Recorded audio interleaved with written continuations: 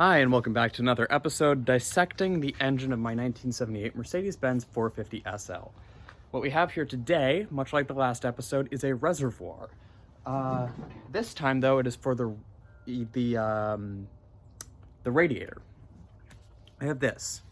You have a little cap here on top, and you have these tubes going in and out of it. Those tubes go to the radiator, which is actually hidden under there. Actually, you know what? I can show that to you. And all the radiator does is it takes coolant, it takes hot coolant, and it cools it back down. It's mounted right at the front of the car, right? You see where that little fan is? It's mounted right behind that. And it just takes hot coolant and it makes it cool again, which keeps the whole engine cool and prevents it from overheating. Those are actually underneath here. We have a condenser and a radiator. I'm not going to take them out because they're heavy and they're high up, but they're very, they're very simple. Well, okay, they're not quite so simple, but you're never going to have to take one apart. If it breaks, you have no option but to buy a new one. So they just plug in right there. That's the tank that I showed you, the reservoir, holds the extra coolant, and it just kind of pumps through the radiator, and that pumps through the rest of the engine, keeps everything cold.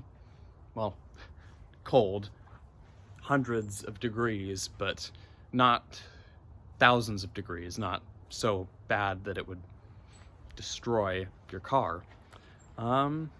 So yeah, it's a very important thing because you really don't want a car that is way overheating. And yeah, that's it. Have a good day. Actually, I figured I should add on to that. So the radiator, I should show you where it goes, where the tubes in and out of the radiator go. So there is this tube that is blocked over by blue tape. And that is the top radiator hose. So the radiator actually would be mounted right about here. In this area right here, you can actually see the slots where it goes in. And that's where the radiator would be. It goes in this blue bit, and there is another pipe down at the bottom there where another radiator tube would go in. That's kind of how it enters into the engine. You can see there is this here.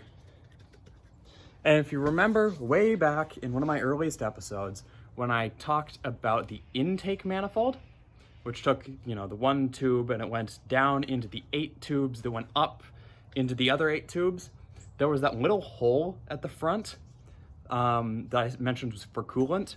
That's actually where this goes. It goes into a different hole at the front, but it is the same line of coolant that keeps that whole thing cool. So that's it for this episode, for real this time. And yeah, that's kind of a general overview of the cooling system, the radiator, specifically the radiator coolant reservoir. And yeah. Oh, and one last thing, actually, I'm not done. There's something missing from this engine that wasn't even here when I bought the car. It was just missing when I got the car.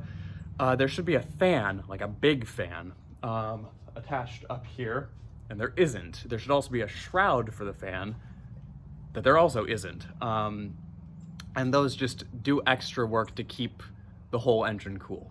Much like the radiator, it actually keeps the radiator cool. And yeah, that's that whole thing.